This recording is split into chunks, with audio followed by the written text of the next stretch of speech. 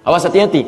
Antum pernah mendapatkan, ya, siapa yang puasa sehari di bulan Rajab pahalanya sekian, 2 hari pahalanya sekian, 7 hari dibukakan 7 pintu surga, 8 hari bebaskan 8 pintu neraka. Awas, hati-hati. Antum pernah mendapatkan, misal, mohon maaf, di Quran ada kalimat misalnya, ya, ekstasi. Ada kalimat misalnya sabu, narkoba. Tidak. Ya, tapi kalimat-kalimat ini yang merusak kepada akal diungkapkan dengan bentuk satu, khamr. Khamr. Ya.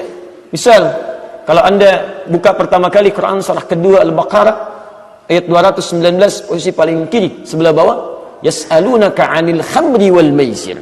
Mereka bertanya pada Muhammad SAW tentang hukum khamr. Khamr. Ya, khamr itu mencakup segala jenis yang bisa merusak kepada akal. Ada yang menerjemahkan miras, minuman keras. Ya, ada yang menerjemahkan narkotika, menerjemahkan narkoba, sehingga ada yang menerjemahkan, mereka bertanya kepada Muhammad tentang hukum mirasantika, minuman keras dan narkotika dan seterusnya.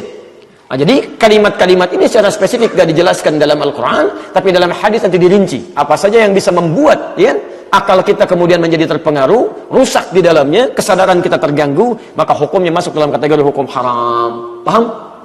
Baik.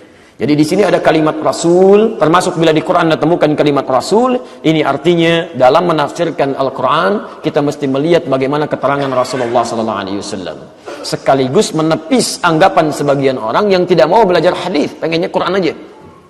Saya aliran Quran, hadis enggak. Masya Allah, bagaimana antum sholatnya? Karena di Quran tidak dijelaskan bagaimana cara sholat. Cuma diperintahkan wa aqimus sholat, tunaikan sholat. Antum sholatnya bagaimana? Ya, itu urusan nanti. Oh, nggak bisa. Antum harus lihat turunannya. Paham ya? Baik, bismillah.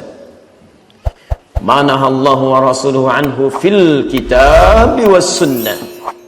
Tertuang di dalam Alkitab, maksudnya Al-Quran, was sunnah, dalam sunnah Rasulullah SAW.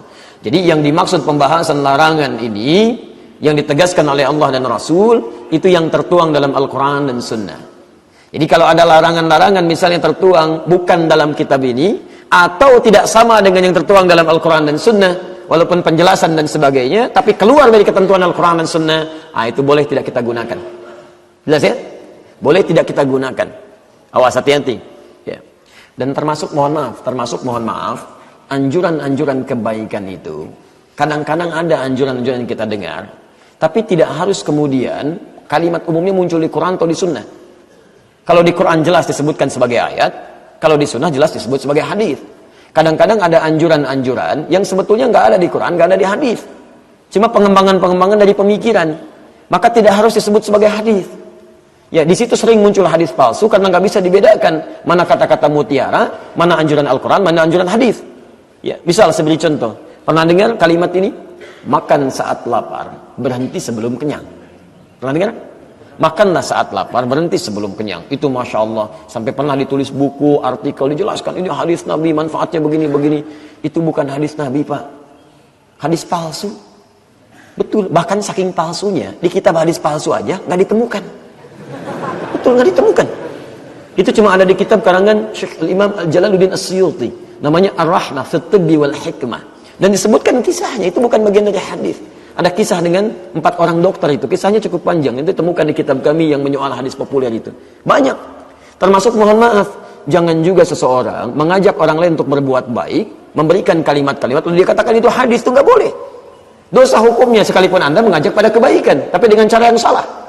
Sekarang bulan apa? Rajab. Ya, sering muncul itu kalimat-kalimat. Bahkan banyak sekali hadis-hadis yang diduga sebagai hadis, padahal bukan. Ya, siapa yang puasa sehari di bulan Rajab pahalanya sekian, 2 hari pahalanya sekian, 7 hari dibukakan 7 pintu surga, 8 hari bebaskan 8 pintu neraka. Masya Allah. Ini bukan hadis palsu. Bukan. Awas, bukan hadis palsu. Tapi palsu banget. Gak ada di kitab hadis pun. Gak ada gitu kan. Nah, itu kalimat-kalimat yang berisi anjuran, pengen mengerjakan, tapi menggunakan yang salah.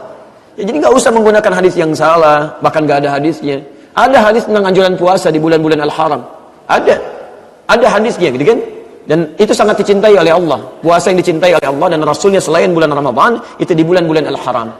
Bulan-bulan Al-Haram itu ada 4. Diisyaratkan di Quran surah ke-9 ayat 36. Inna 'iddatash syuhuri 'inda Allahi 12 syahran fi kitabillah, yauma khalaqas samawati wal arda minha arba'atun hurum.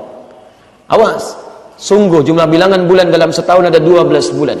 Itu ditetapkan dalam ketentuan kitabnya. Sejak mulai langit dan bumi diciptakan. Dari 12 ini ada 4 bulan haram. Apa yang 4 itu? Dijelaskan oleh Nabi. Disebutkan di Al-Bukhari. Hadis riwayat Abu Bakrah. Di Al-Bukhari nomor hadis 3197. Ya, kata Nabi as-sanatu, ya, 1 tahun itu 12 syahran. Ada 12 bulan. Minha arba'atun hurum. Dari 12 ini ada 4 bulan hurum. Thalatha mutawaliyat. 3 berurutan. Yang 1 terpisah. Yang berurutan ini Dzulqa'dah bulan ke-11, Dzulhijjah bulan ke-12, Al-Muharram bulan pertama, wa Rajab Mudhar ma baina Jumada wa Sya'ban. Dan Rajab yang terletak antara Jumada bulan ke-6 dengan Sya'ban bulan ke-8. Nah, di 4 bulan ini teman-teman sekalian, itu ada anjuran silahkan ingin memperbanyak puasa, boleh.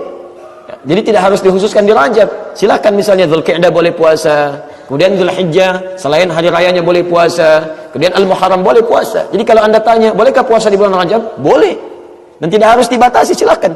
Ya, silahkan. Misalnya tingkatkan yang belum pernah, Seninnya, Kamisnya.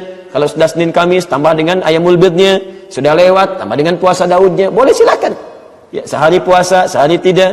Ya, misal besok Anda misalnya Ahad ingin puasa, Seninnya tidak, Selasa puasa, Rabunya tidak. Ya, itu silahkan, tidak ada masalah di situ. Puasa Daud. Salat Daud tidak ada, subuh salat, duhur tidak, asar salat, maghrib tidak, nah itu ngarang, ya.